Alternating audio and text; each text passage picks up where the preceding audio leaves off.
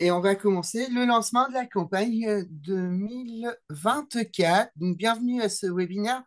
Pour ceux qui n'étaient pas là tout à l'heure, bienvenue au webinaire de présentation du dispositif Vacances pour toutes 2024. Je serai en appui sur le webinaire. Je serai en appui de ma collègue Naïma Slimani, qui est notre responsable événementiel à la Fédération des acteurs de la solidarité et qui, si vous avez des petits soucis techniques ou si vous avez des questions, elle va un peu synthétiser vos questions et on les posera tout au long du webinaire pour pouvoir être au plus près de vos interrogations et puis d'être assez réactif par rapport à vos réactions. Voilà. Donc, je vous souhaite à toutes et à toutes un bon webinaire et on est parti. Donc, je vais vous présenter un peu par rapport au dispositif vacances, d'où ça vient, d'où vient notre partenariat. Donc, le partenariat de l'ANCV. Alors, ah oui, c'est sur celui-là qu'il faut que je... Voilà. Le partenariat, On va partager. On voit pas ton. on voit pas quoi? Mais tu n'as pas partagé de document là. Ah, vous voyez pas mon... Non, là, c'est pas partagé encore. Ah, pardon. Alors, attends. Ah, je croyais. Attends, comment ça se fait? Ah, ok. Là, vous le voyez pas? Non. Ah, mince. Ah, attends. Ouais, moi, la technique. Ah oui, oui, d'accord. J'ai obligé de cliquer. Voilà. Ah, ah, ah. Là, ça se charge, ça attend quelques secondes. Voilà, nous Ouais, y sommes. voilà, vous y sommes. Nous, on y est. Donc voilà. Donc du coup, comme je vous disais, le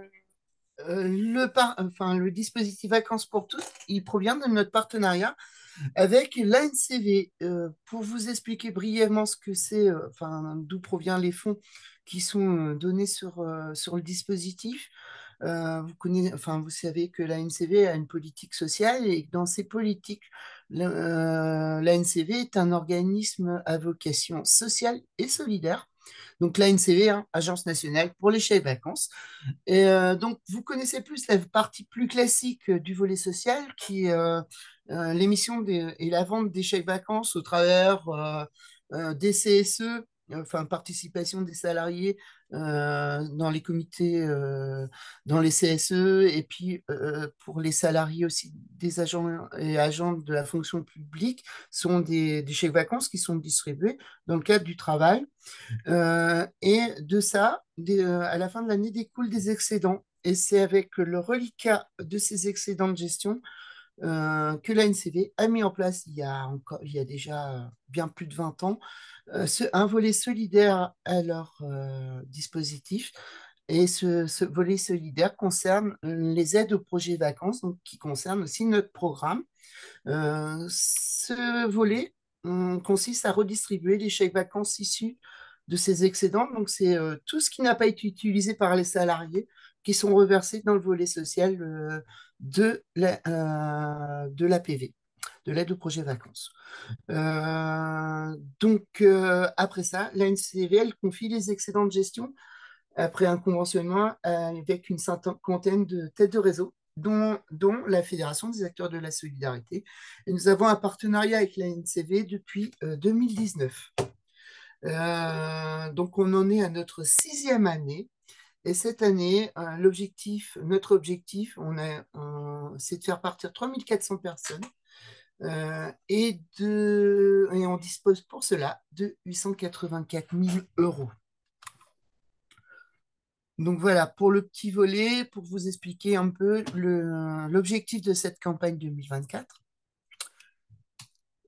Du coup, alors attends, hop, j'ai un souci. Ah oui, non, c'est là qu'il faut que je fasse. Donc l'accès aux vacances préparées, partir rebondir. Donc notre partenariat avec la NCV permet d'accompagner vos structures en envisageant dans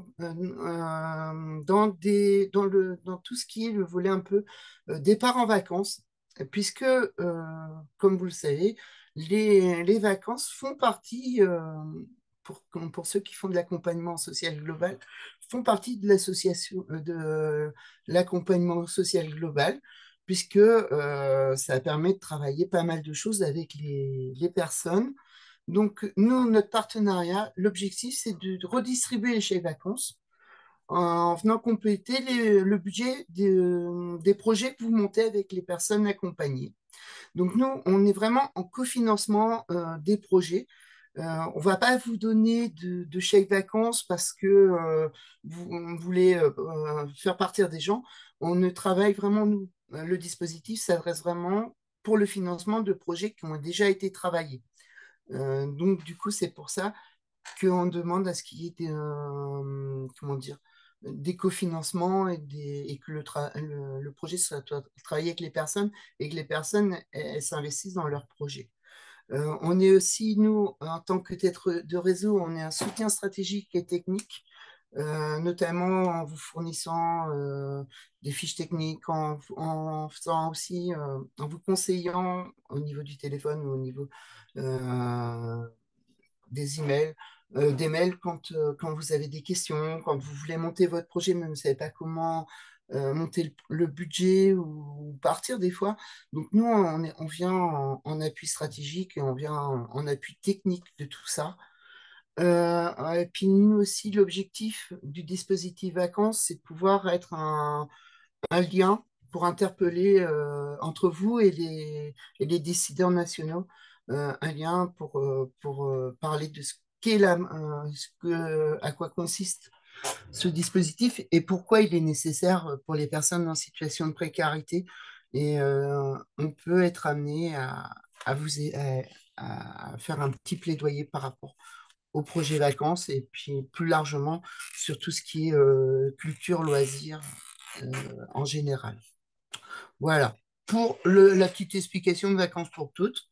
Ce qui vous intéresse le plus, je pense, c'est de savoir à qui s'adresse le dispositif Vacances pour tous. Donc, le dispositif Vacances pour tous, les aides au projet vacances. Donc, nous, on est vraiment au financement des projets vacances.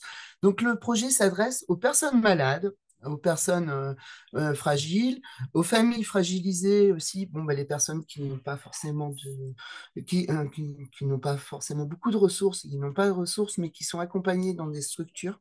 Ce qui est important, c'est que c'est vraiment en direction des personnes qui sont accompagnées en structure. On ne va pas financer des projets pour des personnes qui sont dans le droit commun. Pour que vous ayez un peu une idée plus large, le dispositif s'adresse aussi aux seniors, aux adultes isolés. Et cette année, petite nouveauté, maintenant on va aider aussi pour les enfants qui sont placés sur mesure de l'aide sociale à l'enfance. Donc c'est des enfants qui sont placés dans les MEX ou dans les maisons d'enfance. Avant, la NCV avait son propre dispositif, son propre appel à projet petite enfance. Mais depuis cette année, c'est passé, ils ont demandé aux têtes de réseau si on pouvait prendre en charge ce volet-là. Et donc, du coup, cette année, au niveau enfin, de la Fédération des acteurs de la solidarité, et du coup, au niveau de dispositif Vacances pour toutes, on va pouvoir financer des projets des MEX pour les jeunes de moins de 16 ans. Et c'est pour ça, c'est la nouveauté de l'année. Donc, c'est important de pouvoir vous en parler là. Et aussi, après, le dispositif, comme les années précédentes, s'adresse aussi aux jeunes de 16 à 25 ans, où là, on va plus travailler sur des projets individuels. On peut travailler sur des projets individuels comme collectifs. Par contre, pour les enfants placés sur mesure d'aide sociale à l'enfance, on va plus être sur des aides de séjour collectif. Mais ça, on pourra en reparler tout à l'heure s'il y a des questions à ce niveau-là. Je pense On, qu'on en on- aura. on- on te demande Hein. déjà des précisions sur l'accessibilité du dispositif. Alors, pour l'accessibilité au dispositif, est-ce que la régularité administrative des personnes est un critère Alors, qui traduit ça, pour les familles réfugiées suivies en assaut, par exemple, qui sont ouais, effectivement fragilisées? du coup, on en reparlera après parce que je vais avoir la présentation des critères. D'accord. Ces familles, si elles disposent d'une aide médicalisée d'État, par exemple, elles pourront bénéficier des projets vacances. Vous pourrez monter des projets avec les personnes comment, justifier de cette aide médicalisée ou s'ils viennent d'arriver et qui sont en cours de régularisation, à ce moment-là, on demandera une attestation. Mais ça, je vais vous l'expliquer après, puisque c'est dans les D'accord. pièces justificatives qui vont suivre. Le dispositif s'adresse aussi aux personnes en situation de handicap. Alors, personnes en situation de handicap, on prend vraiment en compte cette situation lorsqu'on est sur des séjours adaptés. Donc, ce ne sont pas forcément, si votre structure fait un séjour, un collectif par exemple, ou part avec la personne, euh, elle rentrera plus sur le dispositif d'accompagnement des personnes malades. Mais ça, je vais vous l'expliquer juste derrière, quand je vais vous expliquer les critères, puisqu'on arrive sur les critères d'un montage de séjour vacances. Je vous présente les critères du séjour vacances et après on va aborder aussi la partie enfin tout ce qui concerne les justificatifs et qu'est-ce qu'on a besoin comme justificatif pour pouvoir monter un projet vacances. Et justement, on parlera aussi des personnes qui sont en cours de régularisation. Du coup, on aborde le critère de... Quels critères pour une demande d'APV? Alors, vos projets vacances, les séjours. Donc, on a le pont de San Francisco, mais vous n'allez pas partir à San Francisco parce que les séjours vacances, le critère de notre dispositif, c'est que les gens peuvent partir en séjour vacances en France, mais aussi en Europe. Mais en Europe, et là, je ne l'ai pas précisé dans mon diapo, mais c'est en Union européenne. Donc, ça veut dire que pour tous ceux qui voudraient partir en Angleterre, vous ne pourrez pas faire de projet vacances à destination de l'Angleterre. Si vous partez en Europe, il faut passer par une agence française ou une agence en France qui se situe en France sur les séjours que vous voulez faire à l'étranger et que vous puissiez payer vos prestations en France. Et du coup, l'aide qu'on peut apporter à vos projets, elle ne sera que par rapport à ce que vous pourrez payer à l'agence située en France. Donc ça, c'est une petite précision pour les personnes qui souhaiteraient partir même en Allemagne ou en Italie ou en Espagne. Si vous passez par un opérateur français ou un opérateur qui accepte les chèques vacances en France et qui vous réservez votre séjour en France, vous pourrez partir en Espagne et en Italie. Mais si vous ne passez pas par ces opérateurs, malheureusement, on ne pourra pas aider au financement de votre projet. Voilà, on pourra aider, mais sur la partie train, sur ce qui est acceptable par la SNCF. Mais ça, il faut vous renseigner avant le montage du projet. Donc, toujours important avant le projet, vous assurez bien que vous pouvez payer en chèque vacances. Ça, c'est important. Donc, nous, on peut aider au financement d'une pension, des séjours en pension complète, notamment dans les VVF ou dans les auberges de jeunesse, ou, d'autres dispositifs, notamment en gîte, où on peut être en pension complète ou en demi-pension. Je pense notamment pour toutes les réservations en hôtel où vous pouvez avoir le petit déjeuner. Et à ce moment-là, il faut, voilà, on voit pour le financement de la demi-pension. Et sinon, vous avez aussi la pension libre. Et nous, on viendra plus sur des financements au niveau de la restauration, puisque mes restaurations, si les gens vont au restaurant, si les gens vont dans les supérettes ou vont dans les supermarchés, malheureusement, les chèques vacances ne sont pas pris. Donc ça, il faut le prendre en compte quand vous montez votre budget, c'est que cette partie-là, pour la partie restaurant, on pourra financer une partie de cette restauration, mais si il y a les achats en magasin, ça sera plus à la charge des personnes qui partent ou du collectif si vous partez en collectif. Très important, cette aide, elle est limitée à un séjour, une aide, un séjour par an et par personne. Donc, si vous êtes une structure, vous me dites, ouais, mais c'est un séjour pour ma structure. Non, au niveau de la structure, vous pouvez faire autant de projets que vous voulez parce que ça n'est pas limité. Mais par contre, c'est la participation des usagers. Les personnes ne peuvent partir qu'une fois et ne peuvent prétendre qu'il y a une aide dans l'année. Donc, ce qui est important, si vous faites un collectif et vous voulez faire que la personne parte sur un séjour individuel, il faudra choisir entre le séjour individuel ou le séjour collectif. Mais on ne pourra pas financer les deux pour la même personne. Ça, c'est hyper important. Ça, c'est vraiment à prendre en considération si vous montez votre projet vacances. Notre aide, le montant de l'aide NCV, elle peut aller jusqu'à 80% du coût global du séjour. Ça s'adresse pour les personnes bénéficiaires. Pour les bénéficiaires, on pourrait aller jusqu'à 80%, mais l'aide à NCV, elle vient vraiment que sur la partie qui est finançable en chèque vacances. Et ça, j'insiste beaucoup là-dessus parce que beaucoup me demandent 80% sur des projets où des fois on peut pas financer comment dire, on peut pas financer le poste, par exemple, de transport parce qu'on part en voiture et en voiture, si vous partez en voiture, ben, on peut pas financer l'essence puisque les stations-service ne prennent plus les chèques vacances depuis un certain nombre d'années. Donc c'est pour ça. Mais ça, on va en revenir après et je pense que vous allez avoir des questions là-dessus. Donc, on y reviendra. Et du coup, par rapport à ça, aussi aux critères, nouveauté de cette année. Cette année, on ne va plus réfléchir en journée. Vous vous rappelez, l'année dernière, c'était 110 euros par jour et par personne. Désormais, comme l'ANCV aussi changé cette plateforme bilan, on s'est calé un peu sur ce que fait la l'ANCV et sur ce qui vous est demandé dans les bilans. Et pour vous faciliter aussi la prise du bilan. Maintenant, on va parler de nuitée. Et donc maintenant, le coût ce n'est plus par jour, mais le coût du séjour ne doit pas dépasser 150 euros par nuitée et par personne, pour les personnes valides. Mais ça, c'est pour les personnes valides, même les personnes en situation de handicap qui sont sur un séjour vacances classique, c'est-à-dire vous faites un collectif et elle part avec vous. Là, elle est assujettie à ces 150 euros de coût de nuitée. Par contre, si vous avez des personnes, et ce qui arrive notamment dans des grosses structures, ayant des personnes avec des grosses préoccupations, enfin, avec un handicap assez sévère, il y a des gens qui partent en séjour spécialisé. Et les séjours spécialisés coûtent extrêmement cher. Et là, ils partent en structure, hein.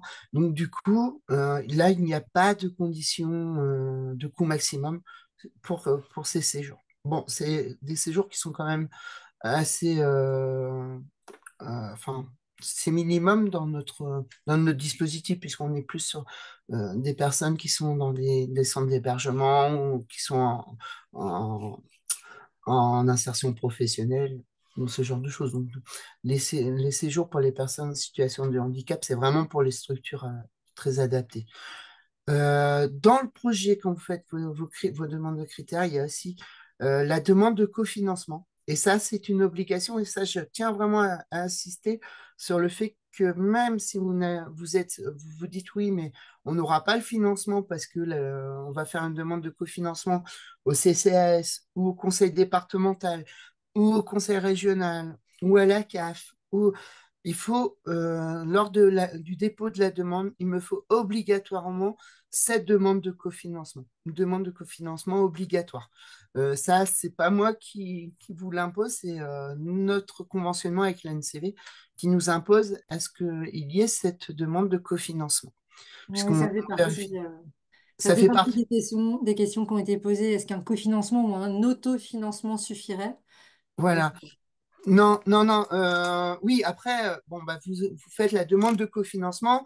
Il n'y a pas de cofinancement. Effectivement, il y a l'autofinancement qui est nécessaire. Euh, et du coup, moi, ce que je vous conseille aussi, c'est quand vous faites votre demande de cofinancement et vous n'êtes vraiment pas sûr, c'est de vous assurer que la personne qui va partir, notamment sur les séjours individuels, elle peut, elle peut subvenir au projet et donc venir compléter le budget par rapport à ce qui a été demandé au CCAS, par exemple, ou si c'est votre structure qui pourra venir en cofinancement du projet à ce moment-là. Mais s'il y a un refus de cofinancement, vous m'envoyez juste la demande, enfin, si vous avez la lettre de refus, vous m'envoyez la lettre de refus. Et après, ça se comprend. Mais on demande, parce que je sais que c'est compliqué d'avoir des cofinanceurs. Et Et justement, c'est comme on parlait tout à l'heure de plaidoyer, c'est aussi un moyen aussi, nous, de faire remonter à notre partenaire le fait que certains conseils départementaux ne jouent pas forcément en jeu, alors que c'était quand même une demande de leur part de faire partir pas mal de personnes. Du coup, Donc c'est aussi... Jean-Sébastien, ce qu'il faut, c'est une demande de cofinancement, pas forcément l'accord. Voilà, Du moment que la demande est faite, tout à c'est OK. fait. Ouais, OK. tout à fait. Ce qu'on me demande aussi, c'est dans le cas d'enfants confiés, la participation des parents peut-elle constituer un cofinancement? Non, elle viendra en autofinancement puisque c'est les parents qui financent pour les enfants. OK. C'est la part des enfants. Mais et vous faites, ou je sais que notamment, et tu fais bien d'en parler, pour les structures qui sont suivies par l'aide sociale à l'enfance, il y a un budget vacances donc, qui est dédié à un budget loisir. Et donc, du coup, à ce moment-là, il faudra juste me faire il faudra juste comment, me faire une attestation en disant, ben, par rapport au financement de l'ASE, par exemple, qui nous est donné par l'aide sociale à l'enfance, nous allons cofinancer le projet. Mais c'est un cofinancement ASE, puisqu'il y a déjà des financements pour certains dispositifs. Je sais que dans certaines autres structures, il y a des aides pour des aides du département ou de la région pour faire partir les gens. Et du coup, à ce moment-là, il faut juste le préciser que les structures ont déjà une dotation pour faire partir. Et donc, du coup, ça explique le cofinancement. Il y a une question qui est posée plusieurs fois aussi, c'est est-ce qu'il y a un montant, une hauteur de cofinancement exigé pour un groupe notamment, ou j'imagine également pour une personne Non, seule. pas forcément. Pas forcément, c'est en fonction de vous, votre budget et de ce qui est parce qu'il faut partir aussi de la capacité à financer le projet des personnes. Donc, c'est pour ça qu'on demande les séjours vacances, on demande une participation des personnes obligatoirement. Cette participation, elle peut être minimale, hein, si c'est par exemple des gens en, qui partent en collectif. Ça peut être 1, 2 euros, ou 3 euros, ou 10 euros, ou 20 euros. On part en fonction de ce qu'ils peuvent mettre. Mais mais elle est obligatoire parce que une famille ou une personne à qui on va demander une participation à son projet, c'est le début d'un investissement dans le projet. Quand vous demandez rien, bien souvent, on s'aperçoit que les gens, bah, si au moment du projet, ils n'ont pas forcément envie de partir, ils partent plus.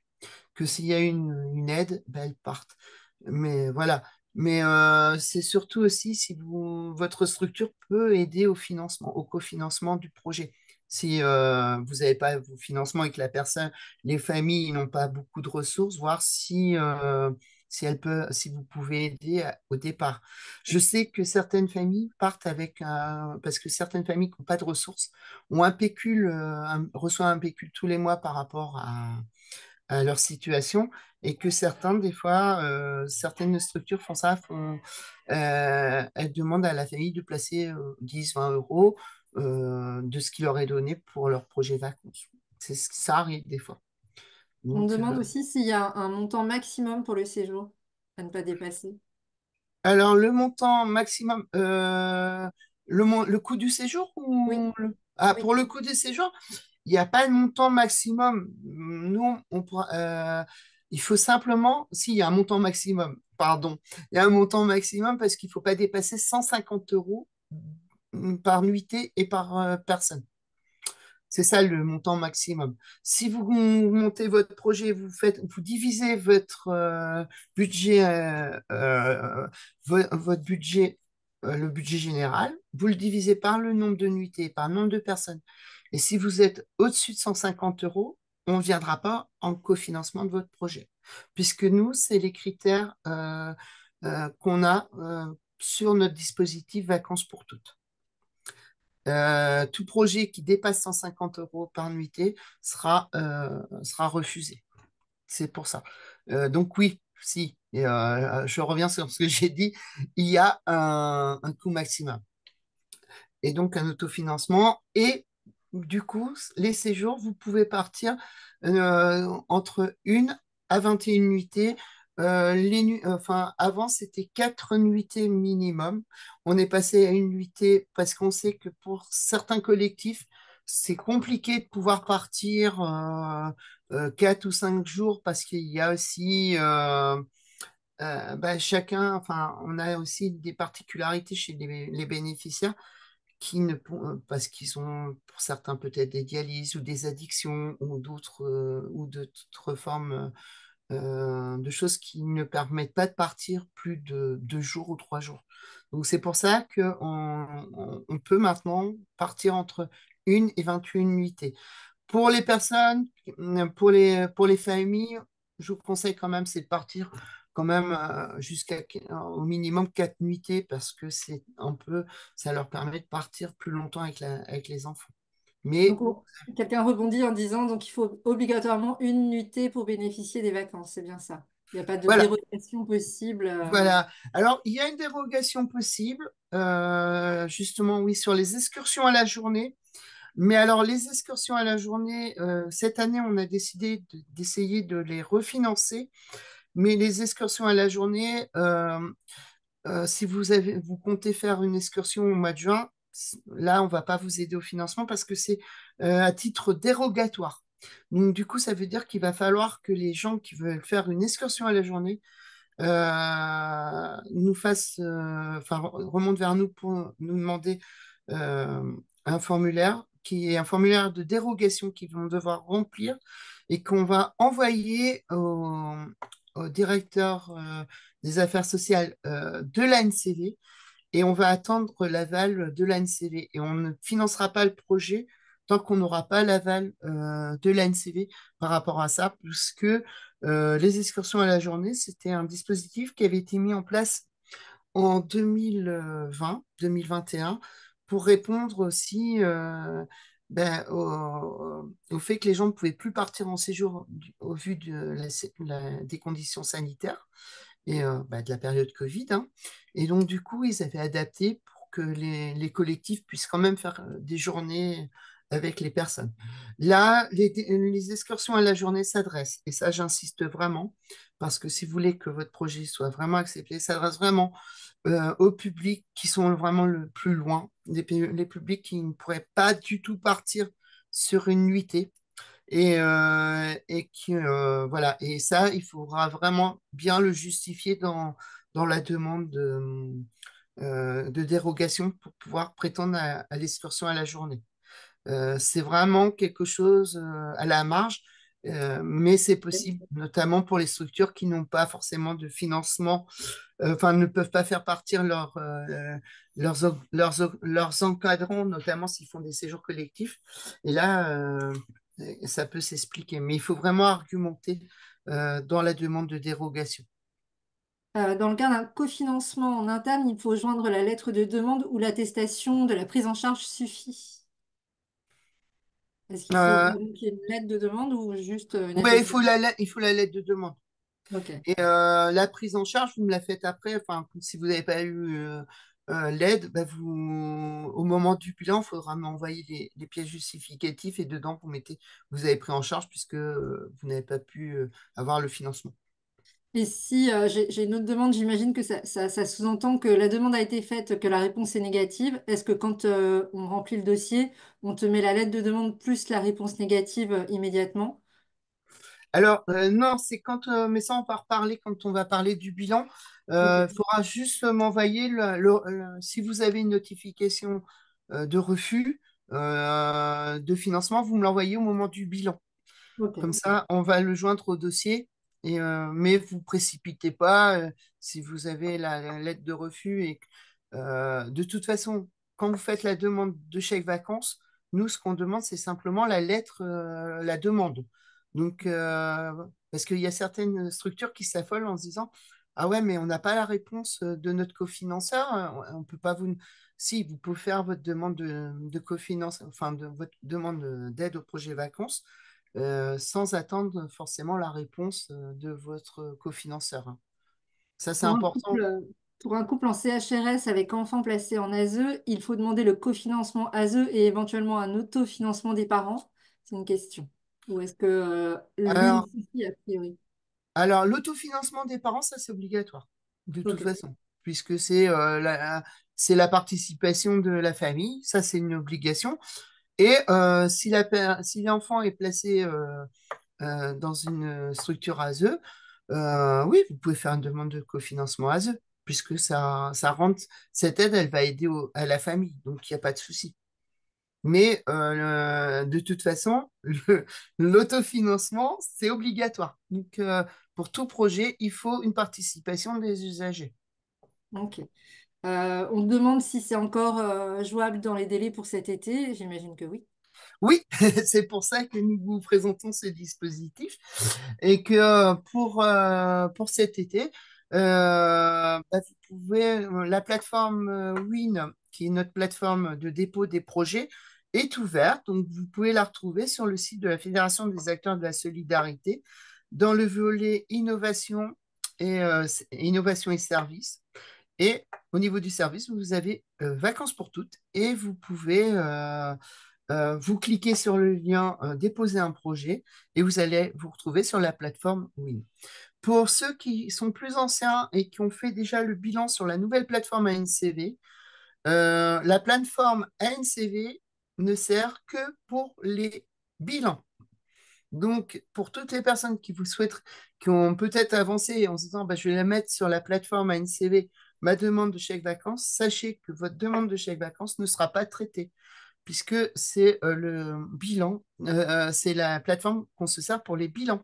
Très important, parce que j'ai des gens qui ont fait, qui ont commencé, et donc du coup, bah, je les ai appelés pour leur dire qu'il fallait le faire sur la plateforme officielle Win, et le dispositif est ouvert depuis la semaine dernière. Donc, Il y pour a un rappel. délai, il y a des gens, il y a quelqu'un qui, Marie-Cécile, qui demande pour un départ le week-end vers le 7 juin. À quelle date au plus tard il faut faire la demande? Ah ouais, alors là, pour le 7 juin, ça risque d'être un peu chaud. Mais je vais vous expliquer parce que c'est justement dans la suite Allez, du webinaire. on avance.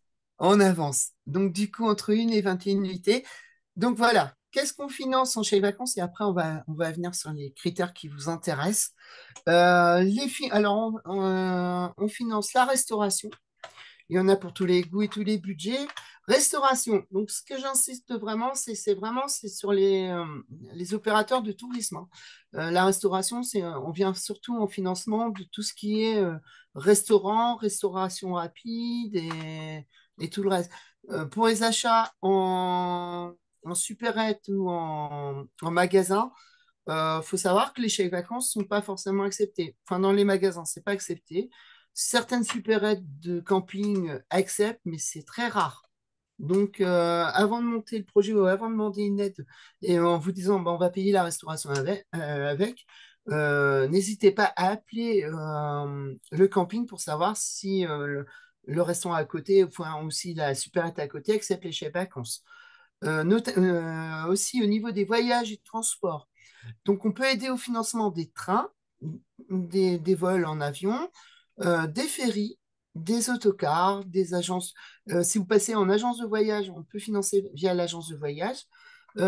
Pour les locations de véhicules, là, il y a une erreur, j'avais mis essence, mais on ne finance plus l'essence puisque les stations-service depuis quelques années ne prennent plus les chèques vacances, donc on ne pourra pas financer en essence.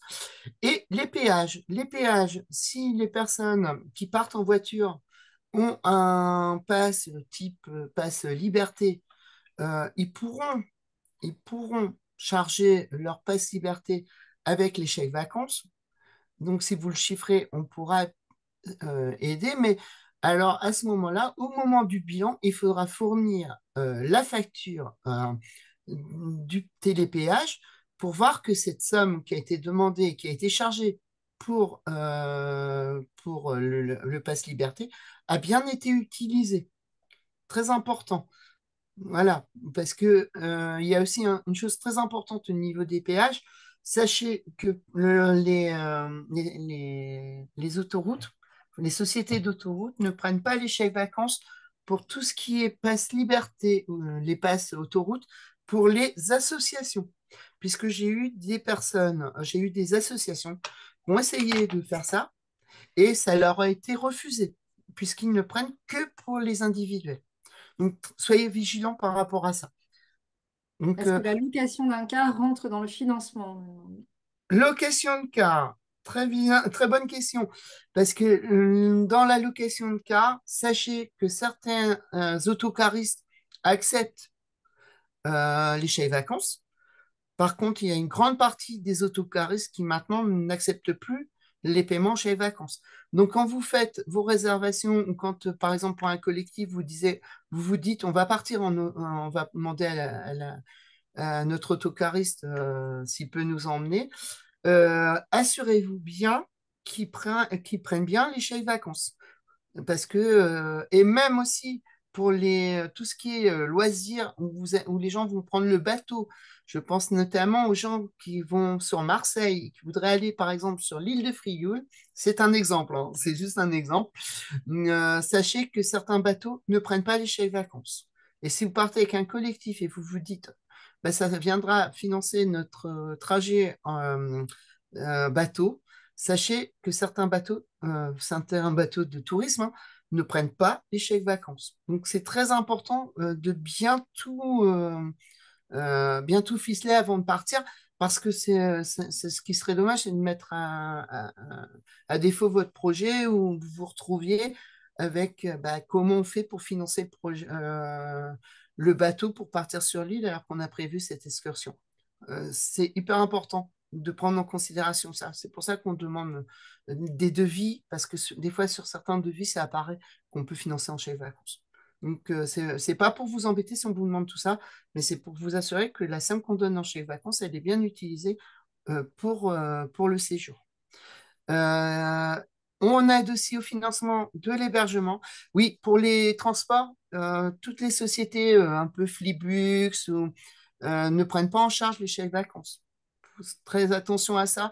Et quand vous montez un projet avec les familles, s'il y a un changement dans le projet, si les gens ne partent plus en train, mais se disent, je vais partir avec Blablacar ou avec, par exemple, Flixbus, sachez que c'est de votre responsabilité, hein, puisque l'argent qu'on a donné, c'est vous qui l'avez donné à la famille.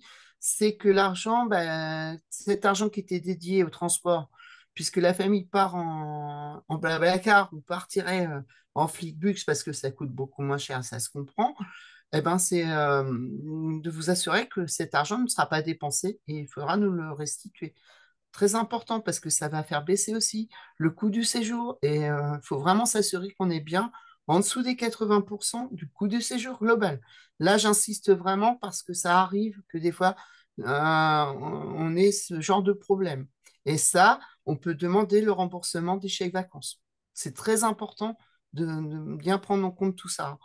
Euh, Ça peut pas être utilisé pour d'autres dépenses qui rentrent dans le cadre, je sais pas, de l'hébergement par exemple.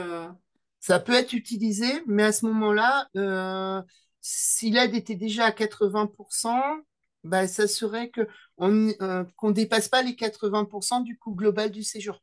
Ouais, c'est ça. Ouais, je sais que c'est un peu contraignant, mais soyez vigilants surtout à ça, notamment lors des réservations de transport et de s'assurer que les gens partent bien avec le mode de transport qu'ils ont décidé. Ou s'il n'y a pas ce mode de transport, il ne faudra pas hésiter à m'appeler ou à m'envoyer un mail à l'adresse vacances pour qu'on puisse voir ensemble qu'est-ce qu'on fait. Est-ce qu'on maintient cette aide ou vous redemandez une partie des chèques vacances? Parce que c'est très important de bien tenir le budget. Là, on est de plus en plus exigeant parce qu'on a aussi, nous, des demandes au niveau de la NCV qui sont plus exigeantes. Notamment aussi au niveau de l'hébergement. On peut aider à l'hébergement au niveau des campings, des hôtels, des villages vacances, hein, ou les clubs de vacances. On peut aussi aider au financement des gîtes. Euh, pour les gîtes, c'est d'être aussi, et les hôtels notamment, il faut être vigilant de bien voir que les hôtels ou les gîtes, si vous prenez une chaîne classique, souvent ils prennent les gîtes, hein, ils prennent les chèques vacances. Notamment dans les Formule 1, il faut un autre parce que Formule 1, qu'est-ce que c'est, Campanile ou ce genre d'hôtel prennent les chèques vacances. Mais enfin, si c'est un hôtel d'un indépendant, assurez-vous bien que la personne prenne bien les chèques vacances.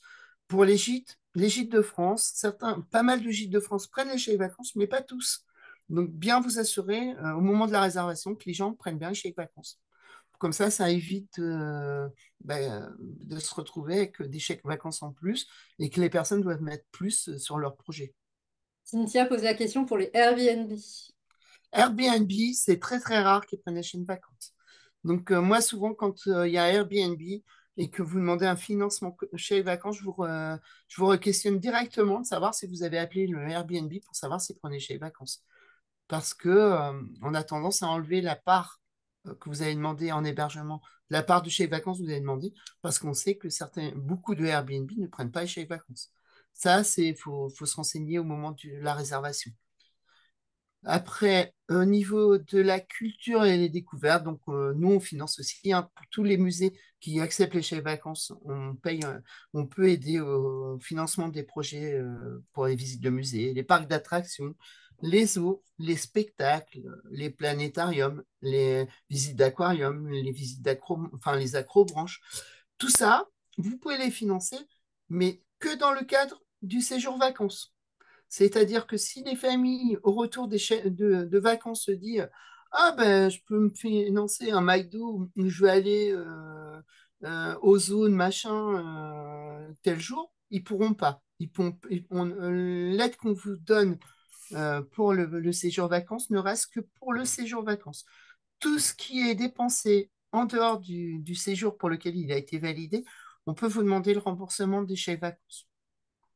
C'est très important et j'en profite justement pour vous le dire là dans notre webinaire parce que ça, on sera implacable par rapport à ça.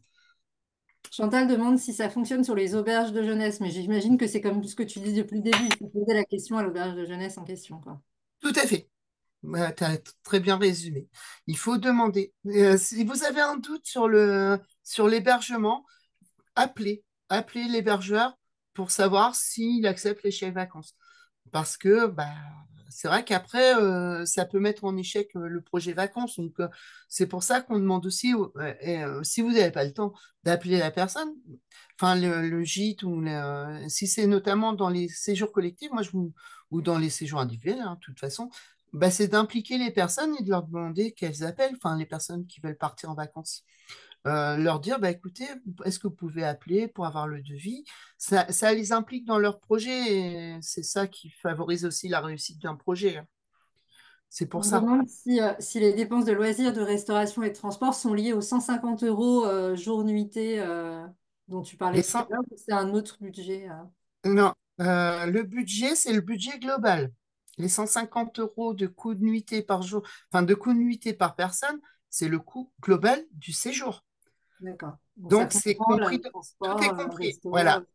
Voilà. Si votre budget global dépasse les 150 euros de coût par nuitée et par personne, vous n'êtes plus dans les critères de notre dispositif vacances.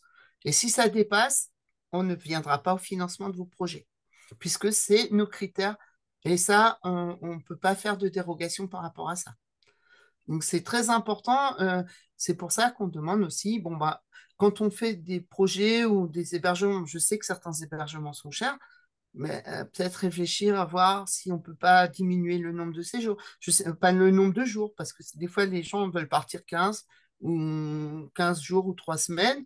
Et on sait que plus on part longtemps, plus ça va être élevé, et plus des fois on va peut-être dépasser le taux. Malheureusement, nous aussi, on est contraint et on est aussi dans un principe de réalité, hein. Les projets vacances, c'est super, mais pour profiter des projets vacances, c'est de partir dans de bonnes conditions. Donc, si on n'a pas forcément enfin, assez de ressources pour partir 15 jours, on part une semaine, mais déjà rien qu'une semaine en projet vacances, c'est déjà super et on se crée déjà pas mal de souvenirs. Il Voilà, y a d'autres c'est... questions, mais que je poserai, vous inquiétez pas. Ouais, Je vois toutes les questions, mais je ne les pose pas forcément toutes maintenant, parce que je pense qu'il y a voilà. des choses que tu vas aborder par la suite. Je te laisse Tout la à main. fait, parce que tout ce qui est critères, pièces justificatives, on y arrive. Et je pense que On c'est y ce que est. les gens ont certainement. Donc, oui, oui, ne vous inquiétez pas, on va répondre à vos questions. Allez, avançons. Voilà, on avance, hein. Donc, puis au niveau des loisirs, on peut aussi financer les bases de loisirs, les acrobranches. Bon, on en a déjà parlé. Voilà, on avance et du coup, on va passer à la diapo suivante. Et je vais vous montrer L'éligibilité des projets. Pour répondre à l'éligibilité, il faut répondre à l'un de ces critères, qui est d'avoir un quotient familial inférieur ou égal à 900 euros.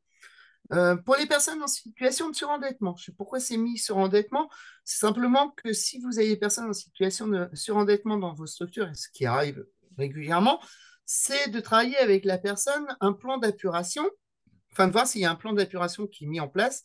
Et s'il y a un plan d'apuration qui a été mis en place, c'est de voir si la personne, vous avez mis quelque chose en place pour qu'il puisse partir en vacances, c'est-à-dire si la personne elle place une petite somme pour pouvoir partir, parce que c'est pas parce qu'on est en situation de surendettement qu'on ne peut pas aussi bénéficier des chèques vacances. Donc ça, c'est hyper important. Ce que je n'ai pas mis, c'était les personnes, puisque maintenant on a les nouveaux critères avec les enfants placés en- dans les structures ASE, enfin, accompagnés par l'aide sociale à l'enfance. Il y aura, mais ça c'est dans les pièces justificatifs, on vous demandera la mesure de placement du jeune. Pour la mesure de placement justifie son éligibilité au projet, hein. Donc là, c'est le côté surtout financier. Il y a le revenu fiscal de référence. Donc ça, je vous ai mis aussi un peu le nombre de parts, mais ça peut évoluer. Pour les personnes qui viennent d'arriver et qui n'ont pas de ressources, qui n'ont rien du tout, bon, bah, elles rentrent dans les critères. Et du fait qu'elles soient accompagnées dans vos structures, bien souvent, c'est un des critères. On sait bien que c'est pas quelqu'un qui a un poste, qui est directeur général d'une société, va se retrouver dans vos structures, dans les structures. Donc, bon, on est déjà dans un secteur où les personnes remplissent à peu près les critères économiques. Mais on a ces critères. Et donc, du coup, on passe au piège justificatif. Donc, pour justifier, parce que là, on a mis les cautions et les machins, pour les personnes en situation un peu plus précaire, je dirais, puisqu'on est peut-être en cours de régularisation, ce genre de choses, euh, on demandera une attestation, donc soit l'attestation AME, de l'aide médicalisée d'État. Pour les personnes qui ont des faibles ressources ou qui sont RSA, l'attestation RSA. Ou pour les personnes qui ont une aide médicale comme l'aide PUMA, qui est l'ancienne CMU, on vous demandera l'attestation. Ce qu'on vous demande, c'est l'attestation de droit. Ça, c'est hyper important, je ne l'ai pas mis là, mais c'est vraiment l'attestation de droit. On ne va pas vous demander les attestations de paiement, parce que moi, enfin, ça ne nous regarde pas forcément ce que la personne va toucher au mois d'avril ou au mois de mai. Non, ce qu'on vous demande, nous, c'est vraiment d'avoir l'attestation de droit. Les pièces justificatives, c'est les pièces que vous mettez dans le dossier que vous montez sur Win. Là, vous voyez toutes ces pièces. On vous demande qu'une pièce par personne, hein. Enfin, me mettez pas toutes les pièces pour un seul projet parce que non, non, si vous disposez d'au moins une de ces pièces, il faut mettre ça dans le projet vacances. Si vous faites un collectif, ce que je vous conseille, c'est de faire un PDF avec toutes les pièces, avec toutes les attestations ou avec tous les avis d'imposition des personnes à la suite, et vous mettez aussi la liste des personnes qui partent. Alors vous allez me dire, oui, mais c'est un collectif, on ne va pas savoir qui part forcément. C'est un prévisionnel, puisque vous faites une demande, c'est toujours un prévisionnel. Vous mettez la liste prévisionnelle. S'il y a des personnes qui partent du projet en cours de route, ben, c'est pas grave. Vous me redonnerez à la fin du séjour, au moment du bilan, vous me redonnez l'attestation de la personne qui l'a remplacé. Ne vous affolez pas en disant il faut que je renvoie à Monsieur Desson tout de suite. Non, non, vous renvoyez l'attestation manquante à la fin du séjour et vous me renvoyez la liste actualisée du nombre de personnes parties.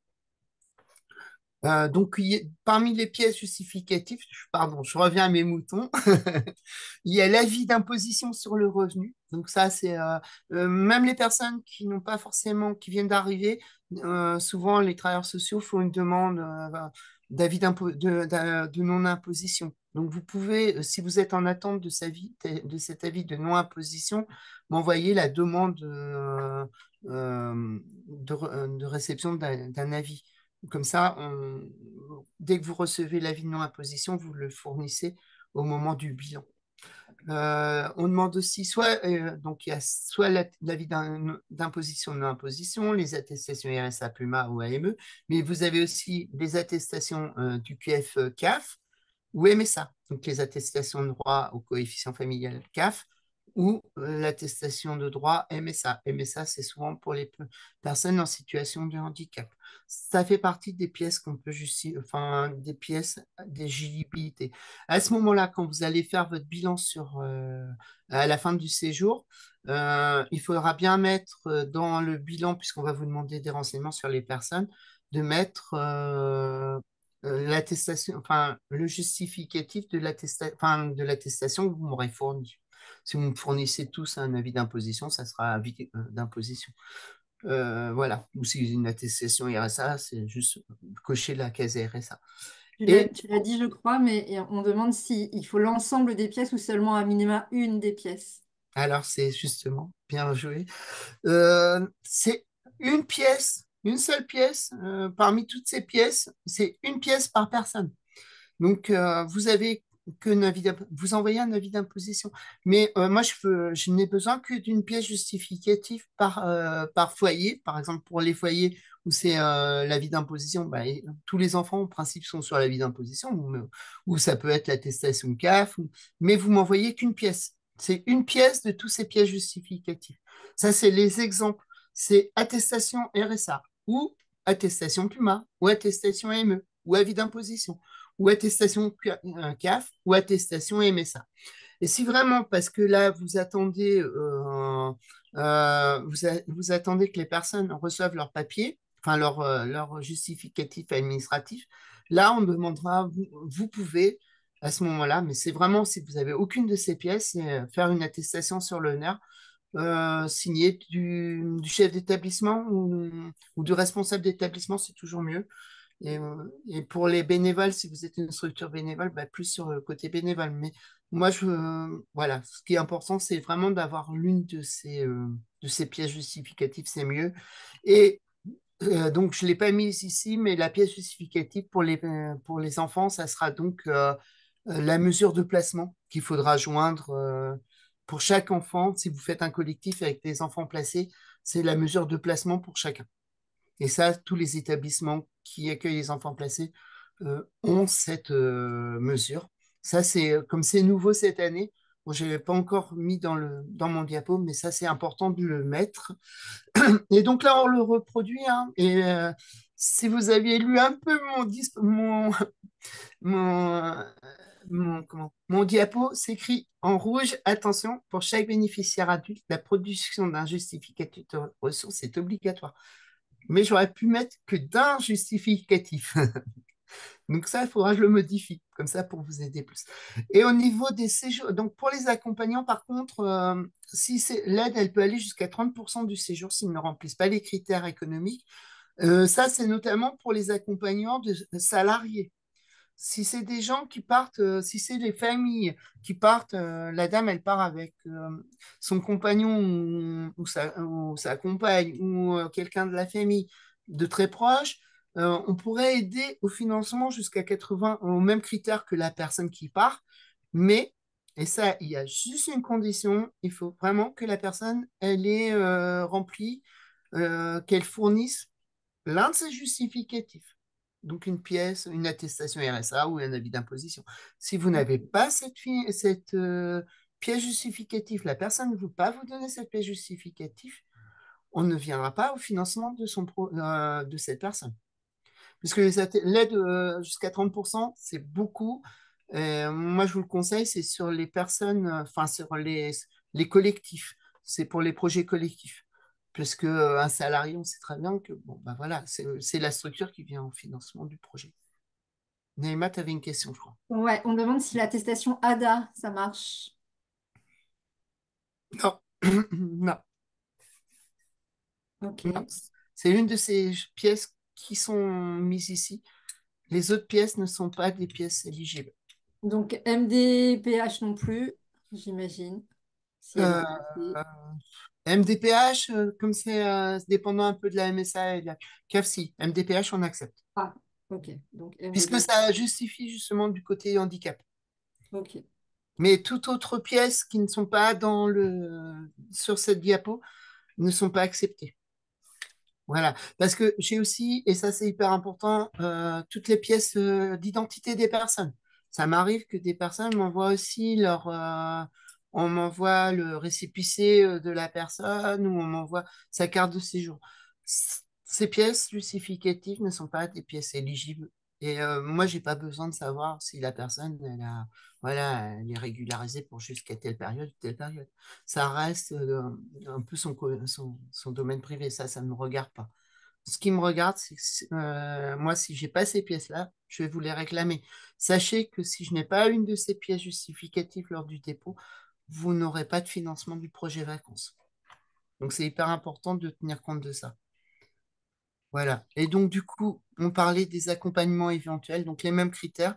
Donc, c'est ce que je vous disais, hein, c'est de fournir, si les personnes fournissent les justificatifs demandés, donc le justificatif de ressources, à ce moment-là, vous pouvez l'intégrer au projet. Si c'est quelqu'un qui ne veut pas collaborer, c'est déjà mal parti et moi je vous conseille de ne pas l'inclure dans le projet et de dire à la personne qui fait le projet bah, de partir peut-être qu'avec ses enfants. Mais bon, c'est toujours un peu délicat pour vous, je comprends, mais nous on demande des justificatifs, c'est hyper important. Et donc, pour les salariés ou les bénévoles des structures ne remplissant pas les critères économiques de la NCV, l'aide ne doit pas dépasser 30%. Hein. Donc là, je vous ai remis un peu ce qui prend en charge. Alors oui, j'ai mis, n'hésitez pas à mettre en valeur la participation de la structure. Et dedans, j'avais mis la mise à disposition du personnel. Sur un séjour collectif, c'est vraiment sur la partie, si vraiment euh, il y a vraiment un énorme coût sur le départ de la personne, vous pouvez chiffrer la mise à disposition du personnel, mais sur un projet, si le projet collectif, vous mettez la moitié de la mise à disposition du personnel en coût du séjour, sachez que votre séjour ne sera pas financé parce que on n'est pas là on ne et on ne finance pas les charges de personnel. C'est tout simplement ça aussi. On ne finance pas les charges de personnel parce que nous on finance que la partie finançable en chèque vacances. Mais si vous mettez les charges de personnel dans votre budget, vous faussez complètement le projet vacances parce que c'est pas le projet vacances qui coûte 150 euros de nuitée, mais il y a une grande partie des frais du personnel. Ça, c'est pas possible. Ouais, ça a Et été posé comme question. Est-ce que le budget pour éducateurs rentre en compte? voilà, non, non, non. Parce que je vous me donne un exemple. Un projet à 8 000 euros, c'est arrivé. On présente un projet à 8 000 euros pour 16 personnes, par exemple, et on me met 4 000 euros de frais de personnel. On est à 4 000 euros, et enfin, on est à 4 000 euros moyenne, et on est sur une demande à 4 000 euros. Donc, ça veut dire quoi? Ça veut dire qu'on finance à 100% le projet vacances. Donc, non, ça, c'est pas possible. On demande aussi en séjour individuel, est-ce que peuvent prétendre au dispositif toute personne de l'asso, qu'elle soit bénévole, salariée ou salariée en insertion par exemple? Sur un séjour, non, les séjours individuels, ce sont les séjours pour les personnes accompagnées. On ne finance pas de séjour pour les salariés, puisque pour les salariés, il y a le volet social de la NCV. Donc l'aide, il faut passer à ce moment-là par vos CSE, voir un peu si vos CSE mettent un partenariat avec la NCV. Mais dans tous les cas, nous, on aide vraiment sur les séjours individuels que les personnes accompagnées. Toute autre personne bénévole ne peuvent pas prétendre aux aides de vacances puisque ça répond à d'autres, c'est un autre volet. Et nous, on est vraiment sur l'aide aux personnes accompagnées. Et pour les bénévoles et pour les personnes, pour les salariés, c'est vraiment dans le cadre des séjours collectifs où là, on vient sur une aide substantielle. C'est très important d'avoir ça en considération et vous faites bien de poser ces questions-là. Du coup, je vous montre un peu les étapes de la demande d'APV. Donc, qu'est-ce qu'on doit faire pour faire une demande d'aide au projet vacances? APV, ANCV FAS. Alors, si vous souhaitez faire une demande de séjour collectif ou individuel, vous devez déjà, tout d'abord, vous, de votre côté, avoir préparé votre projet avec les personnes, l'avoir travaillé, et vous ne saisissez votre projet qu'une fois que vous l'avez, que votre projet est prêt et que vous voulez faire votre demande de cofinancement. Donc, vous devez le remplir. Vous allez sur le site de la Fédération des acteurs de la solidarité, dans le volet innovation et services, dans le volet services et financer les vacances. Et là, vous avez le lien pour aller sur le site pour remplir votre demande en ligne. Donc, vous allez avoir le lien vers le site WIN. Pour les personnes qui ont déjà fait des demandes l'année dernière, vous n'avez juste qu'à renseigner votre identifiant et votre mot de passe, puisque votre identifiant et votre mot de passe de WIN de l'année dernière fonctionnent encore sur ce enfin, sur ce nouvel appel à projet. Par contre, si vous allez directement sur la plateforme WIN sans passer par le lien qui est sur le site de la Fédé, vous n'aurez pas le lien pour Vacances pour toutes 2024. Donc, il est hyper important de passer par le site de la Fédé pour une première fois. Après, une fois que vous avez fait votre première demande, vous le mettez en favori pour l'année sur votre moteur enfin, enfin, moi, Navigation. sur votre navigateur. Merci pour la partie technique.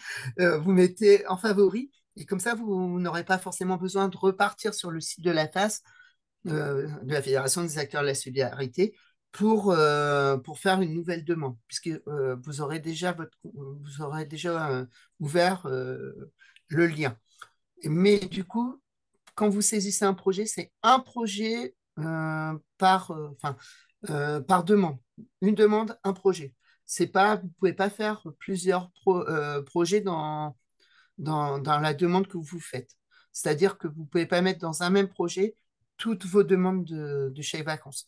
Il faut, si vous avez 3 projets individuels, il faut faire 3 projets individuels. Si vous avez 2 collectifs, il faut faire 2 collectifs.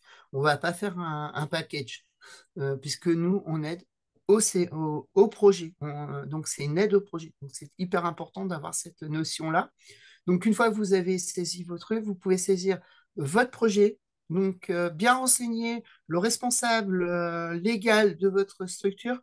Je tiens à vous dire que si vous êtes travailleur social, vous n'êtes pas le responsable légal de votre structure. Si vous avez une direction, c'est la direction.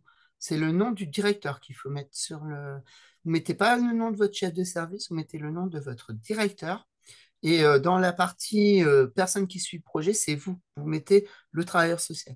C'est hyper important parce que si on fait des remontées, parce que le projet n'a pas été, enfin, on a besoin de joindre quelqu'un. Si vous n'êtes pas là, au moins on sait qu'on peut appeler le directeur. Après, il voit avec son responsable, avec son chef de service. Mais pour nous, maintenant, ce qui est important, c'est de pouvoir joindre le directeur de votre structure en cas de besoin. Parce que si on doit, par exemple, si vous n'avez pas finalisé votre bilan, on n'arrive pas à vous joindre, au moins on peut joindre le directeur. On demande si, Nicolas nous demande si c'est un dispositif qui est à destination du secteur de l'IAE ou est-ce qu'il y a un dispositif spécifique comme l'an dernier? Alors, Nicolas, c'est une très bonne question. Il n'y a plus de dispositif spécifique au niveau de la NCV, d'après ce que je sais. Donc, vous, en tant que structure IAE, vous pouvez bénéficier de l'aide au projet vacances pour les salariés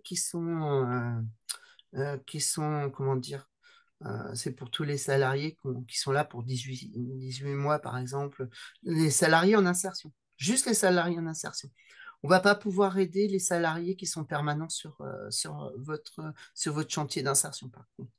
Mais par contre, en IAE, ce que je vous conseille, c'est vraiment de bien faire attention du montage du projet que vous faites avec les personnes. Parce que certaines personnes peuvent être en fin de contrat. Et ça veut dire que si elles partent à la fin de leur contrat, il faut vraiment s'assurer de récupérer les justificatifs de projet, enfin des séjours. Si vous n'êtes pas sûr de pouvoir les récupérer, moi je vous conseille de ne pas monter ce projet avec la personne qui est en fin de contrat parce que c'est de votre responsabilité si on n'a pas les pièces justificatives et on pourrait demander le remboursement. Donc, comme c'est vous qui faites la demande la structure, hein, je ne parle pas de la personne en elle-même, c'est la structure, on pourrait vous demander le remboursement des chèques vacances.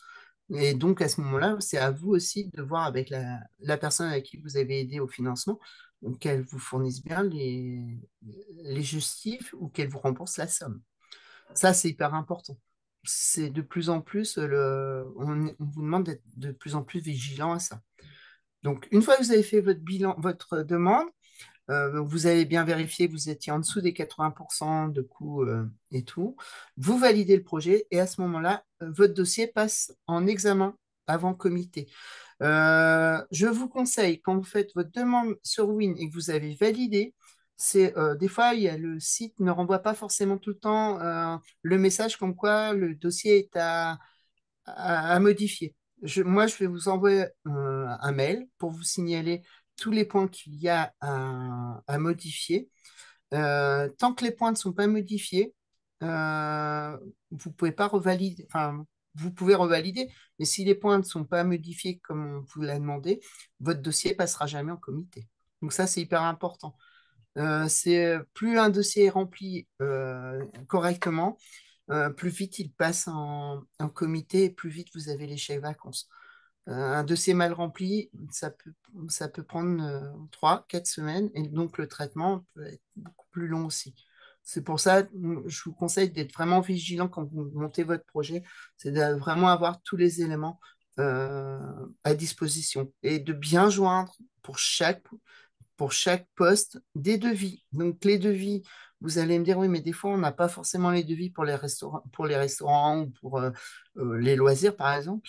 Moi, si vous me faites une copie écran du site où vous allez, où la personne va partir et que vous mettez en dessous, vous expliquez quelle somme, enfin la somme, aucun souci. Par contre, si vous mettez une somme et qu'il n'y a pas de devis, bah, je vais vous renvoyer le dossier pour vous demander des modifications. Et donc, du coup, tant que j'ai pas ça, ça retarde de plus en plus l'instruction. C'est pour ça. Parce Beaucoup qu'on demandent, demandait.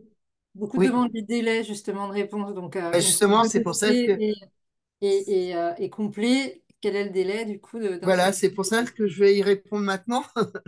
C'est que du coup, après examen, on passe le projet et souvent bah, le montant octroyé par la structure, il est accepté par le comité d'engagement. Et alors, entre votre dépôt de demande, bon, sauf là, pour le début, mai, ça va être compliqué parce que là, il y a les congés et donc votre demande va pas, c'est pas forcément les délais habituels, mais habituellement, vous déposez votre projet, par exemple, vous le déposez aujourd'hui, il est étudié dans la foulée, donc il est étudié dans les 2, 3 jours qui suivent, et vous passez à la commission du premier mardi ou mercredi de la semaine où vous avez déposé votre projet. Du coup, une fois qu'on le passe en comité, donc vous demande une semaine, on, on le passe en comité, on accepte le projet. Là, il vous a envoyé une notification vous disant que votre projet a été accepté et les chèques vacances sont commandés sur le site de la NCV et vous recevez les chèques vacances dans les 15 jours à la suite du comité. Donc, entre le dépôt de votre demande et la réception des chèques vacances, ça peut prendre jusqu'à 3 semaines. Donc, c'est pour ça qu'on demande que les projets soient vraiment montés bien longtemps en amont. Si vous avez des projets pour juillet ou août, faites-les maintenant, comme ça vous êtes assuré d'avoir vos chèques assez. Puisque si vous montez vos projets maintenant, nous, les prochaines commissions seront à la mi-mai, donc on enverra les chèques à la suite. Donc c'est pour ça. Le Euh, rythme des commissions, c'est quoi? alors les rythmes des commissions, c'est une fois par semaine. Lors des lorsqu'on est en plein boost, vous recevez, enfin, il y a une commission toutes les semaines. Et ça peut arriver, quand il y a vraiment beaucoup de demandes, qu'on fasse 2 commissions dans la semaine. On fait au fil de l'eau, mais quand on a une activité assez importante, on le fait, on multiplie le nombre de comités. Alors, tu l'as dit, il faut à chaque fois remplir un dossier par demande. Là, il y a Mylène qui demande est-ce qu'il est possible de faire des projets collectifs et individuel sur une même structure si ce ne sont pas les mêmes personnes qui sont concernées par les différents séjours. Oui, c'est ce que j'avais expliqué tout à l'heure quand quand on avait parlé des projets, c'est que c'est une aide par an et par personne.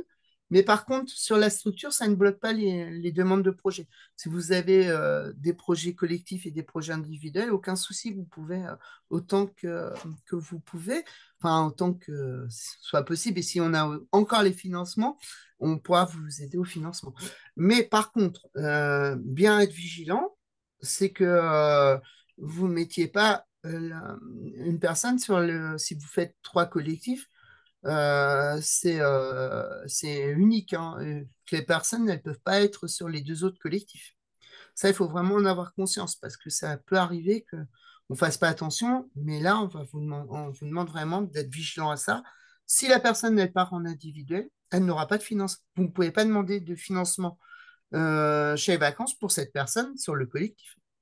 Ce qui a été une confusion pour elle, apparemment, c'est l'histoire de dérogation. Mais la dérogation, c'était uniquement s'il n'y avait pas de nuitée, c'est ça, non? Voilà, les dérogations, c'est simplement sur les excursions à la journée. Pour tout le reste, il n'y a pas de dérogation, on ne demande pas de dérogation. Sur les excursions à la journée, si vous avez construit un projet parce que les personnes ne peuvent vraiment pas partir et que vous apercevez qu'en juillet ou août, vous faites votre projet en août et elle fait son excursion en août et qu'une des personnes qui est voulu, elle veut partir en séjour, à ce moment-là, mais vous m'appelez, on pourrait envisager un séjour pour cette personne parce que ça veut dire que l'excursion a été un levier pour cette personne pour pouvoir partir. Mais juste dans cette exception-là. Sinon, pour le reste, c'est une aide par an et par personne. Et ça peut être sur plusieurs années. On demande s'il y a une limite sur plusieurs Oui, années. Ouais. bien, les questions sont très bien posées, puisque effectivement, il y a une limitation de trois projets sur une période de 5 ans. Les personnes ne peuvent prétendre au projet vacances que trois fois. Ok. Donc, ça veut dire que bah, soit vous vous dites, eh ben, on fait un projet cette année, la personne l'année prochaine, on ne la fait pas partir, mais on la fera, on demandera une aide l'année d'après, c'est-à-dire qu'une année sur deux, on finance.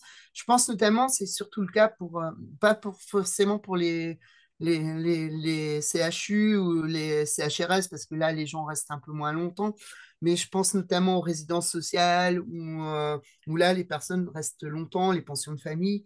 Du coup, ça s'adresse plus à vous. C'est de plus voir, cibler les personnes et comment vous pouvez les envoyer. Mais et on vous demande de garder aussi tous les documents 5 ans. Donc, c'est-à-dire que tous les projets que vous faites, il faut bien garder tous les justificatifs pendant 5 ans parce qu'on peut vous demander des pièces d'il y a 5 ans. Donc, c'est pour ça, c'est hyper important. Ce qu'on vous demande à vous, c'est de garder les originaux. Et vous m'envoyez juste la copie de tout, de toutes les factures et tout ça. Parce que nous, on aura de notre côté. Mais vous, en structure, vous devez de garder pendant 5 ans les originaux pas des demandes, mais des séjours réalisés. Parce Ah bon. Donc, Chantal ponctue en disant que effectivement, si une personne a eu une aide pour un séjour collectif, elle ne peut plus prétendre à un séjour individuel. tout à fait, c'est ce qu'on a expliqué tout à l'heure. Ok. Voilà. Est-ce que c'est uniquement pour les vacances d'été ou ça peut être d'autres séjours dans l'année? Alors, du coup, c'est Vacances pour toutes, c'est un dispositif pour toute l'année. Donc, c'est pas seulement assujetti à la période, parce que pour la CAF, par exemple, c'est de juin à septembre. Mais nous, notre dispositif peut financer jusqu'à la fin de l'année. Sachez quand même que si vous faites un projet en décembre, là, on va vous demander d'être très, très, très réactif parce que nous, on a besoin d'avoir nos bilans de finaliser en décembre pour pouvoir prétendre à de nouvelles demandes, enfin un soutien de la NCV l'année d'après. Et si les gens n'ont pas rempli, et ce qui est important, et c'est pour ça que je vous ai mis le bilan, un bilan sera obligatoirement à remplir à la fin de séjour. Ce bilan, il est obligatoire. C'est sur la plateforme ANCV et ce bilan, vous êtes dans l'obligation de le faire. Je vous préviens tout de suite, parce que l'année dernière, on m'a dit, ouais, vous voyez pas, monsieur, tout ce que vous nous demandez sur les personnes, c'est énorme, c'est machin. Il faut savoir que c'est une aide qui est octroyée par un organisme d'État, hein. Donc, du coup, nous, on doit rendre des comptes publics. Enfin, c'est un organisme public. Donc, on doit rendre des comptes. Et donc, bah, vous avez prétendu à cette aide. Donc, il faut obligatoirement renseigner la partie sur chaque personne qui sont parties. Et je sais que ça peut être fastidieux, mais malheureusement, si vous voulez prétendre à l'aide au projet vacances, il faut y passer par là. Il faut renseigner toutes les personnes qui sont parties au séjour. Donc, c'est de vous assurer que vous avez bien l'identité de toutes les personnes qui sont parties. Vous avez bien les dates de naissance et les lieux de naissance, parce que c'est ce qui va vous être demandé lors des bilans. Et lors des bilans, on vous demandera aussi pour les accompagnateurs d'avoir la date de naissance et le lieu de naissance de la personne qui est accompagnée. Si vous n'êtes pas prêt à ça, on se dit au revoir. Parce que si vous n'êtes pas prêt si vous trouvez que c'est trop fastidieux, ben, je ne pourrais pas vous aider au projet vacances. Parce que ça, c'est une obligation. Le bilan est obligatoire. Donc, du coup, je sais que certaines personnes, ça les réfrène. Mais bon, il faut savoir que des fois, ça aide bien quand même les personnes. Et puis, il y a des bienfaits derrière. Mais si vous, voilà, il faut savoir que c'est quand même assez fastidieux ce qu'on vous demande et que, voilà, et que c'est obligatoire. Et si on vous relance toutes les semaines pour que le bilan soit fait, c'est parce que nous, derrière, c'est toutes les structures, c'est les structures hein, qui en pâtissent. Hein. Rien que pour l'année 2023, les derniers bilans qui devaient être finalisés au mois de décembre sont arrivés à la mi-février, fin février. Donc, pour rendre un bilan global à la NCV et reconventionner, c'est un peu compliqué. Donc, du coup, bah, plus nous on reconventionne tard, bah, plus tard arrivent les chèques vacances et donc ça peut mettre en péril certains de vos projets vacances. Donc, c'est pour ça que je vous demande d'être très vigilant sur cette partie parce que c'est hyper important. Céline demande si les séjours individuels, sur les séjours individuels, il faut verser des arts à l'inscription. Est-ce que les chèques vacances peuvent aider à ça ou seulement pour le solde? Alors, les chèques vacances, si vous anticipez assez bien votre projet et vous appelez la structure en disant, bah, écoutez, j'ai fait une demande de chèque vacances, je devrais avoir. Des fois, les structures d'hébergement acceptent de retarder le temps que vous recevez les chèques vacances et vous pouvez financer en chèques vacances. Sur les collectifs, c'est un peu plus compliqué parce que si vous avez déjà pré-réservé, je sais que des fois c'est un peu compliqué, si vous n'êtes pas assuré que la structure d'hébergement vous rende vos arts et accepte les chèques vacances, ben, demandez votre demande en chèque vacances que la partie qui reste à financer. Et du coup, les arts que vous aurez versés, vous les mettez dans la partie structure. Parce que C'est un choix individuel. C'est possible, mais c'est pas forcément conseillé. En voilà, c'est résumé. pas forcément. Ouais, tout à fait. Hein, Ok. c'est surtout quand vous avez à renégocier comment dire, euh, si par exemple la personne, enfin le projet n'a pas pu se faire parce que la réservation, le temps de recevoir vos chèques, ça s'est annulé.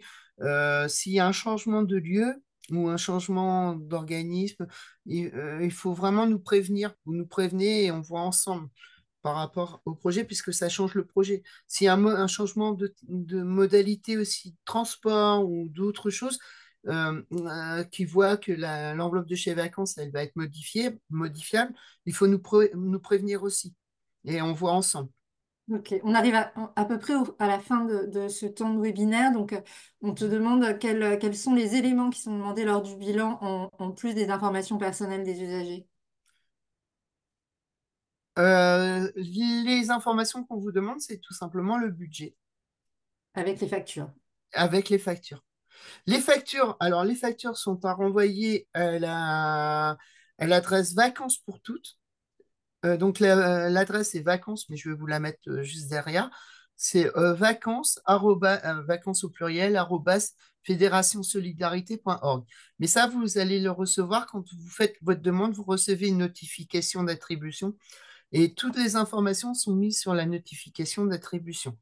Mais oui, c'est de vous assurer que vous avez toutes les pièces pour le bilan, parce que ces pièces-là vont vous permettre de faire le bilan.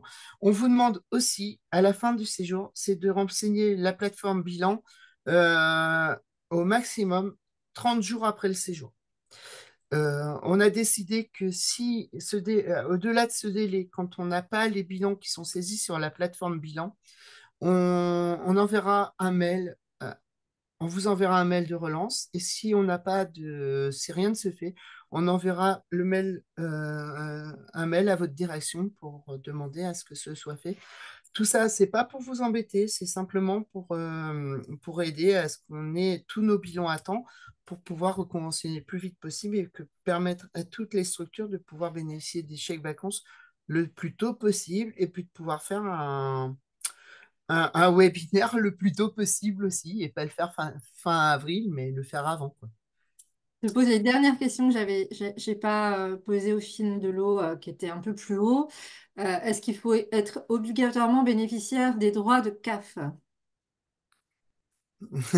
C'est- Ça, on l'a dit déjà tout à l'heure. Déjà. Mais on reprécise parce que derrière, il y a en complément, est-ce que les projets vacances peuvent venir justement en complément du VACAF? Alors, tout à fait. Bah, tout à fait, puisque le VACAF est un cofinanceur. Donc, si les personnes ont un financement VACAF, eh ben, il faut le mettre dans le projet parce que du coup, VACAF finance une grande partie de l'hébergement et du coup, ça fait baisser aussi notre participation sur le projet vacances. Parce que le but du projet vacances, c'est pas forcément que vous fassiez des demandes à 80% de demandes d'aide à NCV. C'est que nous, on puisse baisser aussi cette aide à NCV et qu'on vienne en cofinancement d'autres cofinanceurs. Plus un projet est cofinancé, mieux c'est vu. Enfin, c'est que ça a été étudié qu'il y a des choses qui ont été faites. Donc oui, oui, non, non, justement, je vous conseille vraiment, c'est de faire ça. C'est Ok. Ok. si Donc, les gens peuvent prétendre au VACAF, utilisez le VACAF. S'ils n'ont pas de VACAF ou s'ils n'ont pas la CAF, ah bah, tout simplement, bah, soit vous faites une demande à CCAS ou autre, comme on a vu auparavant. Voilà. Je vais juste finir du coup sur les principes clés d'un projet vacances, de la réussite d'un projet vacances. C'est d'impliquer les futurs vacanciers sur le projet. C'est de collaborer, c'est d'aider à la collaboration entre les travailleurs sociaux et les futurs vacanciers, parce que souvent, quand on travaille un projet vacances avec les personnes, il y a une certaine. Ben, on parle un peu plus de soi, on parle un peu plus d'autre chose que de l'accompagnement social qu'on peut avoir avec le travailleur social ou avec le bénévole. Les rapports sont différents. Et l'avantage de notre dispositif vacances, c'est qu'il permet la liberté de choix de destination du type de séjour, du mode de transport, des types d'activités, des modes d'autofinancement. Notamment, on n'en a pas parlé, mais sur la partie autofinancement, vous pouvez aussi mettre en place des actions d'autofinancement pour les projets. Si c'est des ventes de gâteaux, si c'est, je sais pas, moi, vous faites une brocante ou des choses comme ça, il ne faut pas hésiter à le valoriser en mettant mode action d'autofinancement des participants et vous l'incluez dedans parce que ça, c'est hyper important. Il faut le valoriser parce que ce sont des choses qui sont chouettes. Et la dernière chose, c'est plus vous réussissez un projet, plus vous faites participer les personnes dans la recherche des devis, dans l'hébergement de transport et loisirs, bah, plus elle est impliquée. Et ça permet aussi pour l'accompagnement global, bah, c'est de travailler aussi la capacité des personnes à financer. Et donc, du coup, on peut travailler sur le calcul du reste à vivre et sur les capacités à épargner des gens et de travailler avec elles aussi les modes de financement. Voilà. Ça, c'était des choses qui peuvent découler aussi et qui aident à la réussite d'un projet. D'un dans les projet. questions un peu spécifiques, il y avait également, est-ce que les personnes non régularisées et sans démarche de régularisation ont accès à ce dispositif? Faut éviter. faut éviter. Faut vraiment que la personne, si elle arrive dans votre structure, bah, qu'elle soit quand même en démarche, puisque de toute façon, quand ça arrive dans votre structure, bien souvent, il y a une démarche qui est faite. Donc, du coup, il faut faire. Là, par contre, on va demander une attestation sur l'honneur, comme quoi, à ce moment-là, c'est mieux que ce soit par votre directeur, comme quoi la personne, on fait le travail pour l'aider à la régularisation. Et Oui, du c'est coup, possible, mais il faut qu'il y ait un ouais, engagement du coup de la structure qui peut être risqué, ça peut donner lieu à un remboursement derrière si ça ne se passe pas bien. voilà, tout à fait. Donc du coup, c'est pour ça les projets vacances, ou vraiment, parce qu'on monte aussi les projets vacances avec des personnes qui sont, notamment qui sont accompagnées dans les accueils de jour et tout ça. On n'a pas forcément toutes les infos parce que les gens, souvent les gens à la rue n'ont pas forcément de justificatif. Donc, mais comme ils sont accompagnés dans la structure, on demande l'attestation du directeur ou du chef de service de la structure, comme quoi la personne elle est bien accompagnée. Et vous, souvent, quand vous faites des projets pour les personnes, c'est surtout des personnes que vous connaissez. Et le plus important dans le projet vacances, c'est vraiment, si vous faites une demande de chèque vacances pour une personne, c'est vraiment que vous connaissiez, de bien connaître la personne. Parce que ne montez pas un projet vacances avec quelqu'un que vous ne connaissez pas. Parce que faut vous assurer d'avoir toutes les bonnes informations. Du coup, sur la fin du webinaire, je vous ai mis, voilà, il y a l'adresse vacances de fédération solidarité.org et vous retrouvez aussi mon numéro de téléphone sur le site de la Fédé, que je n'ai pas mis sur le webinaire. Bah, Mais vous retrouvez aussi, excuse-moi Naïma, juste, vous retrouverez toutes ces informations, euh, tout le diapo, mais aussi tous les fascicules, les affiches sur le site de la Fédération des acteurs de la solidarité. Alors, c'est très important si vous vous dites, bah ouais, mais comment on peut, vous retrouverez aussi ce webinaire sur le site de la Fédération des acteurs de la solidarité. Donc, je vous ai mis l'adresse là.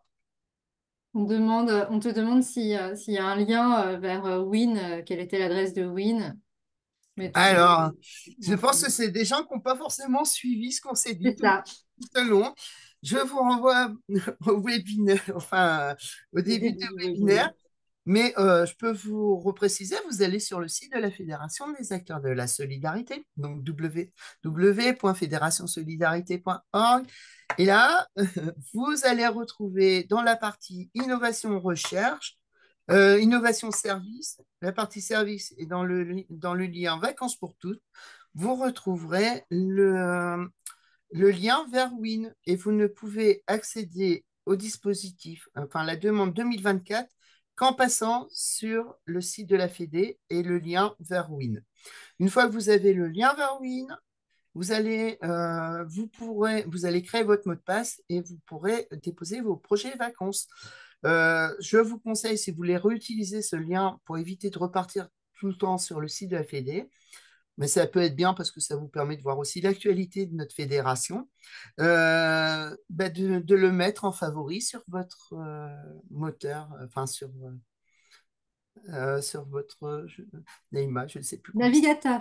sur votre navigateur. Voilà. Et du coup, on va terminer ce webinaire, peut-être Neymar, sur les journées du travail social. C'est les journées qu'on organise, que la Fédération des acteurs de la solidarité organise du 24 au 25 septembre 2024. Mais Neymar, je pense que toi, tu maîtrises mieux que moi. Je te laisse Conclure. conclure. Et je vous remercie toutes et toutes de votre participation à ce webinaire. Si vous avez des questions suite au webinaire, n'hésitez pas à envoyer vos demandes au niveau de l'adresse vacances, vacances fédération solidarité.org. Voilà. Neymar, je te laisse conclure sur les journées sociales, du travail social. Et Alors puis, juste, je rebondis, on m'a posé la question plusieurs fois, donc il y aura un replay de ce webinaire sur la page YouTube de la fédération et dans le descriptif du webinaire, vous retrouverez ce document qui vous a été diffusé et qui a été le support de ce webinaire. Et je vais vous parler maintenant très rapidement des journées du travail social que nous organisons à Nancy en septembre, les 24 et 25 septembre, au centre Prouvé de Nancy. Donc c'est tout en face de la gare de Nancy. Et puisque les images parlent plus que des mots, je vais vous présenter en vidéo le petit projet qui a été monté voilà, hop, qui va vous présenter ce qu'on va y faire pendant 2 jours.